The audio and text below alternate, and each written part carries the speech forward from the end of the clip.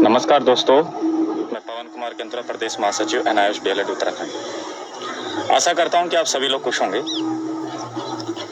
सभी NIS DElEd शिक्षकों से मेरा अनुरोध है कि आप अधिक से अधिक संख्या में देहरादून पहुंचें। जैसा कि आप लोगों ने देखा ही है कि कल 18 तारीख को हमारे संगठन ने गांधी पार्क से सचिवालय कूच किया है और किस प्रकार से अधिकारियों के द्वारा संगठन को दबाया जा रहा है।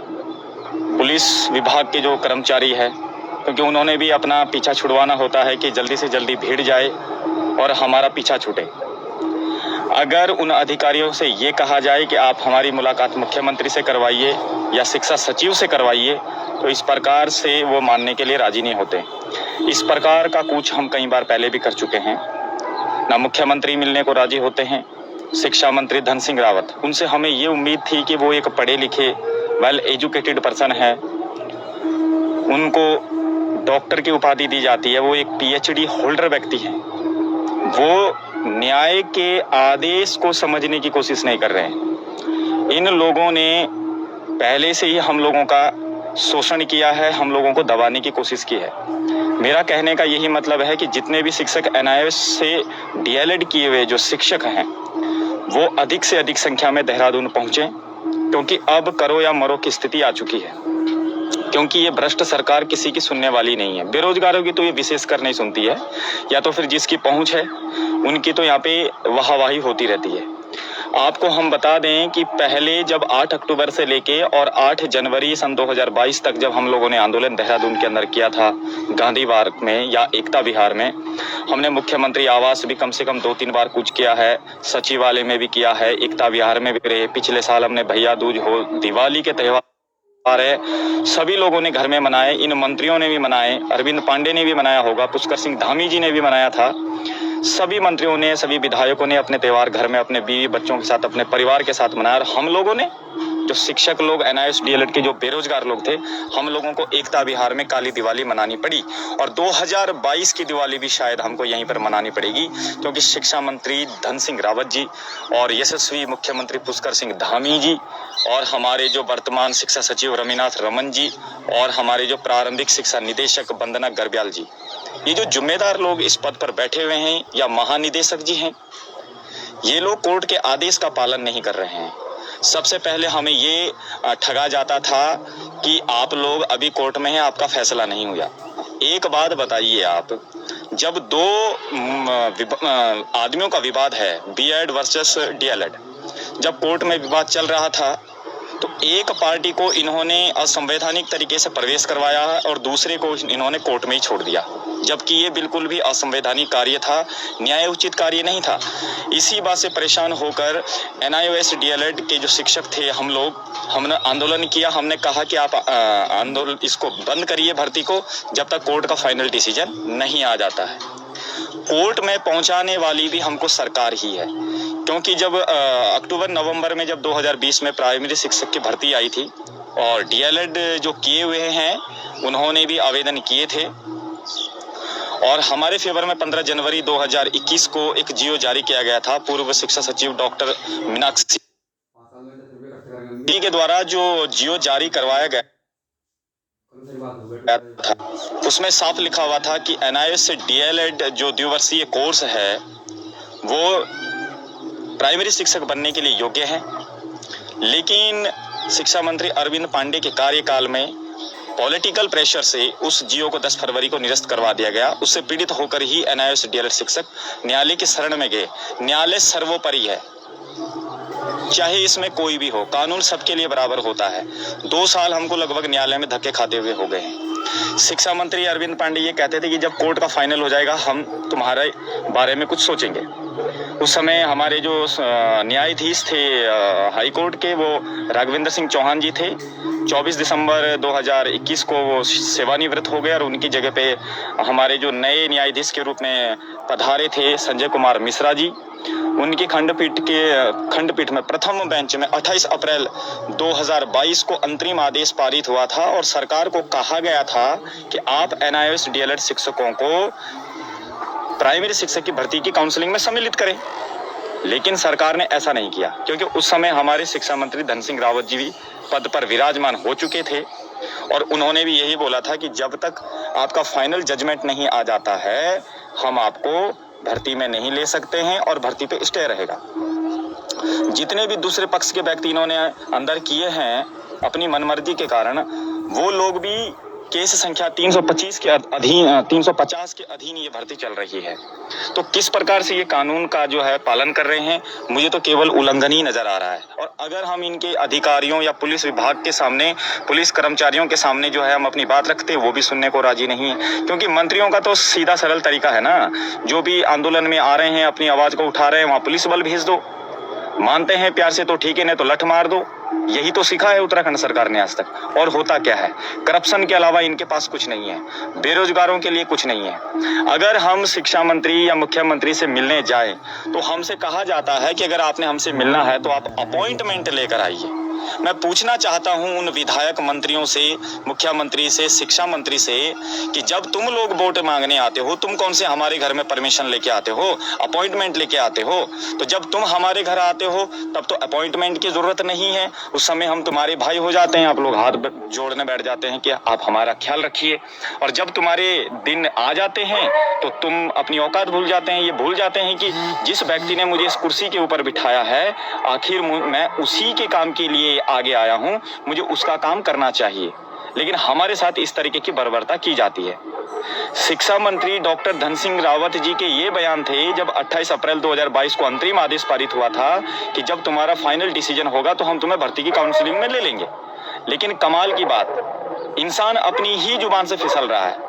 14 सितंबर 2022 को माननीय उच्च न्यायालय ने फाइनल आदेश देते हुए सरकार को ये कहा है, उत्तराखंड सरकार को, कि जितने भी कोर्ट से प्रभावित जो प्रशिक्षु हैं डीएलएड से संबंधित, उनको प्रति व्यक्ति के हिसाब से 2000 रुपये अर्थदंड, और आप जो है इन्हें जल्दी से जल्दी 28 दिन के अंतर्गत आप काउंसलिंग में सम्मिलित करें।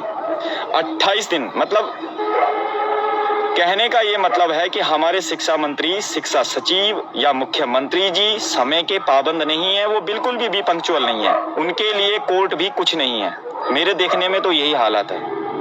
और अब जब इन्होंने ये कहा था कि हम कोर्ट के आदेश का सम्मान करें, मैं तो स्पष्ट कह रहा हूं कि उत्तराखंड सरकार कोर्ट के आदेश का सम्मान नहीं है बल्कि अपमान कर रही हैं, उनके आदेश की अवहेलना की जा रही है। संविधान को नहीं माना जा रहा है। अनुच्छेद 14 और 16 के अनुसार हमारे अधिकारों का हनन किया जा रहा है, बेरोजगारों के अधिकारों का हनन किया जा रहा है। पढ़े लिखे बच्चों के ऊपर ये लोग पॉलिटिकल बनाते हैं। हम लोगों को अलग अलग थलग किया हुआ है। बीएड बोलता है कि इनको हटाओ, कोई कहता है कि इनको हटाओ। हम किसी को नहीं कहते हैं कि किसी को हटाओ, बस हमारा एक मुद्दा है, पीआरटी में अधिकार हमारा है, हम कोर्ट से जीते हुए हैं और कोर्ट में हर एक बिंदु पर चर्चा की जा चुकी है। ये कोर्स कितने साल का है, इसे एनसीटी से मान्यता प्राप्त है, एमएचआरडी से, भारत मंत्रालय सरकार से ये सर्टिफाइड है। ये कोर्स द्विवर्षीय है, इसमें कोई दिक्कत नहीं है। प्राइमरी टीचर बनने के लिए सभी लोगों ने टैट या यूटैट या सीटैट की परीक्षाएं पास करके हमने आवेदन किए हुए हैं। प्राइमरी टीचर बनने के लिए एनआईओएस डीएलएड शिक्षक पूर्ण अर्हता रखते हैं। और खुशी की बात तो इस बात की भी है कि एनआईओएस से डीएलएड किए हुए शिक्षक ऑलरेडी कई वर्षों से उन्हें पढ़ाने का भी एक्सपीरियंस है, अपने कार्य का तजुर्बा है। अनुभव भी एक बहुत बड़ी चीज होती है। आज की दुनिया में अनुभव कम और कागज ज्यादा। कागज फ्री में भी मिल जाते हैं, पैसा दे के घर बैठे भी आप डिग्रियां खरीद सकते हैं, लेकिन अनुभव आप खरीद नहीं सकते। अनुभव के लिए समय लगता है, अनुभव के लिए मेहनत करनी पड़ती है, तपस्या करनी पड़ती है।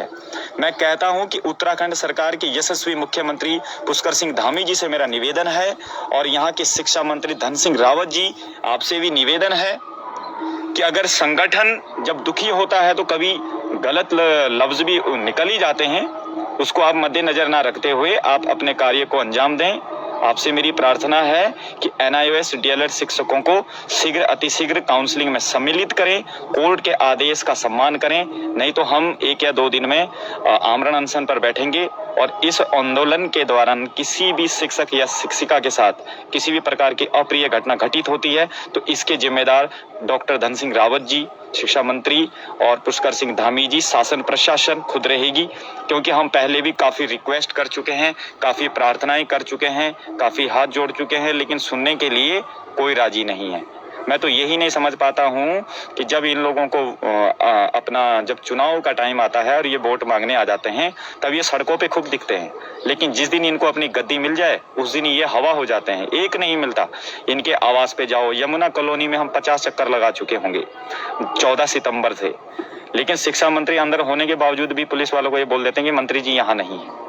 आखिर हमसे ऐसी क्या गलती हुई है? हमने पढ़ के गलत कर दिया है क्या? कोर्ट के आदेश का पालन करिए। 3-3, 4-4 राज्यों में ये कोर्स मान्य हो चुका है। माननीय प्रधानमंत्री दामोदर दास नरेंद्र मोदी जी के ड्रीम प्रोजेक्ट के माध्यम से ऑल ओवर इंडिया में ये अपने ही द्वारा कराए गए कोर्स को आप लोग वैलिड नहीं मान रहे हो। NIOS एक सबसे बड़ी विश्व की ओपन स्वायत्त संस्था है, उसको आप चैलेंज नहीं कर सकते हैं। NCT एक ऐसी ऑटोनोमस बॉडी है जो शिक्षा की गुणवत्ता का निर्धारण करती है। ये जिम्मेदारी किसी प्रधानमंत्री, राष्ट्रपति या मुख्यमंत्री या शिक्षा मंत्री को नहीं है। मैं कहना चाहता हूं कि शिक्षा मंत्री डॉक्टर धन सिंह रावत जी, आपने भी PhD की होगी। आपने जो PhD की है या ग्रेजुएशन किया है या पोस्ट ग्रेजुएशन किया है, वो सारी योग्यताएं आपकी कहां से स्वीकृत थी? NCTE से, वहां से स्वीकृत थी, वहां से उस कोर्स को मान्यता थी, तब आप जाके जो है PhD की डिग्री आपने धारण की है। तो इसी प्रकार से जो DLED, diploma in elementary education, जो करवाया जाता है वो सिर्फ प्राइमरी लेवल के लिए ही होता है। इससे ना तो कोई LT में बनता है, ना जूनियर टीचर बनता है, ना वो प्रवक्ता बन सकता है। इसलिए मेरा शिक्षा मंत्री से, धन सिंह रावत जी से ये निवेदन है कि आप जल्दी से जल्दी, जितना शीघ्र हो सके, कोर्ट के आदेश का पालन ना करें। आप कोर्ट के आदेश की अवहेलना कर रहे हैं, बल्कि तुम भारत के संविधान के नियमों का भी उल्लंघन कर रहे हैं। तो मेरा यही आप लोगों से निवेदन है कि आप हमारी मांग को माने जो जायज है। हम बहुत परेशान हो चुके हैं। लगभग आपको मैं बता दूं कि 8 अक्टूबर 2021 से लेके और 8 जनवरी 2022 तक हम आंदोलन में रहे। फिर 28 अप्रैल 2022 को जब अंतरिम आदेश हुआ तो 29-30 अप्रैल को हम दोबारा से देहरादून आए और लगभग 15 जुलाई तक हम दोबारा से धरने पर भी रहे।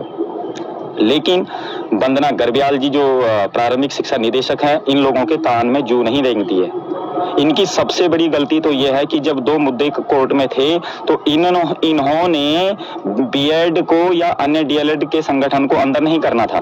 जब अब इन्होंने भर्ती स्टार्ट करनी थी, अब ये कहते हैं कि हमारी 70% भर्ती हो गई है। तो ये गलती बेरोजगारों की नहीं है, ये तुम्हारा खुद का दिमाग था। तुम लोगों ने 70% करी भर्ती या 80%, हमें इस बात से कोई मतलब नहीं है। हमारा कहने का मतलब है कि कोर्ट के आदेश का सम्मान होना चाहिए और जो शिक्षक कोर्ट से प्रभावित है उन्हें किसी न किसी हालत में उनका अधिकार उन्हें मिलना चाहिए। ये मेरी रिक्वेस्ट है उत्तराखंड सरकार से, शिक्षा मंत्री पुष्कर सिंह धामी जी से भी, मुख्यमंत्री पुष्कर सिंह धामी से भी, और हमारे शिक्षा मंत्री धन सिंह रावत जी से भी, और जो हमारे शिक्षा सचिव है रविनाथ रमन जी, उनसे भी मैं यही प्रार्थना करना चाहता हूं कि मान्यवर, आप एक IAS लेवल के अधिकारी है, आपका भी कुछ विवेक होगा, आप सही निर्णय लीजिए। कोर्ट गलत नहीं हो सकता है। कोर्ट में बैठे हुए जो न्यायाधीश हैं उन्होंने प्रत्येक बिंदु पे बहुत अच्छी बहस करी है। 2 साल तक उन लोगों ने कड़ी मेहनत करी है कि ये लोग सही हैं या गलत है। तो सारी चीजें हो चुकी है। कोई क्या कहता है हमारे प्रति, हमें उससे कोई फर्क नहीं पड़ता, क्योंकि चिल्लाने वाले चिल्लाते रहते हैं और दूसरों को गलत वो कहते हैं जो स्वयं गलत होते हैं। हमने कभी किसी को गलत नहीं कहा है, ना किसी का अधिकारों का हनन करने के लिए कहा है। बस हमने ये कहा है कि हमारे अधिकारों का हनन ना किया जाए।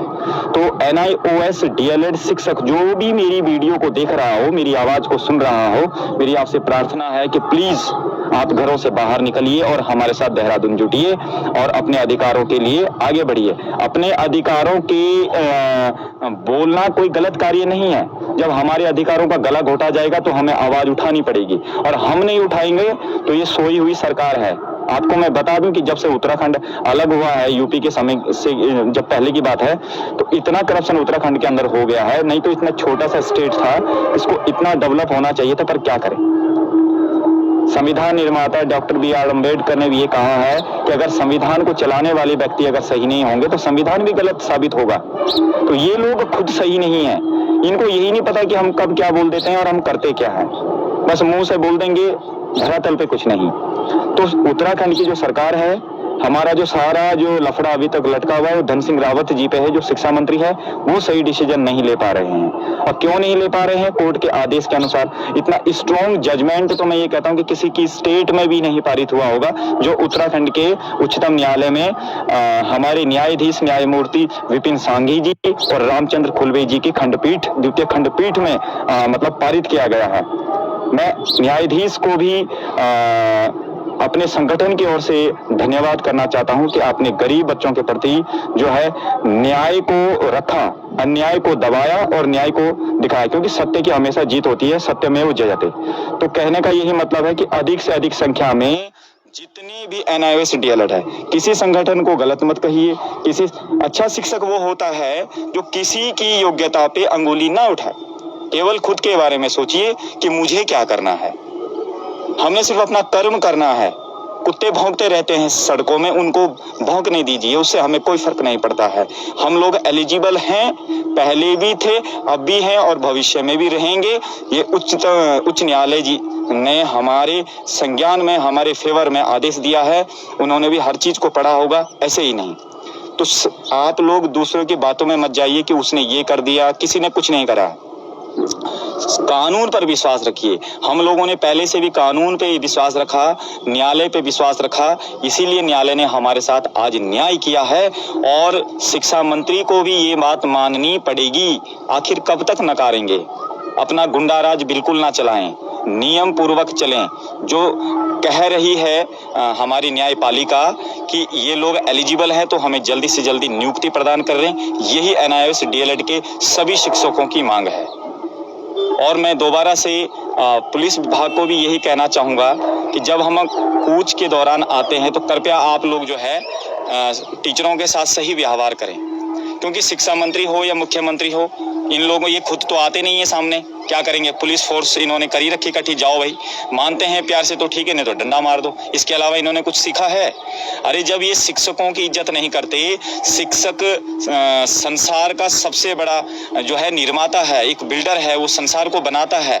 शिक्षा मंत्री हो या पुष्कर सिंह धामी जी हमारे मुख्यमंत्री हो, शिक्षा सचिव रविनाथ रमन जी हो, या फिर हमारे प्रारंभिक निदेशक वंदना गर्ब्याल जी हो, आप लोगों को सोचना चाहिए, आपको भी किसी गुरु ने पढ़ाया होगा।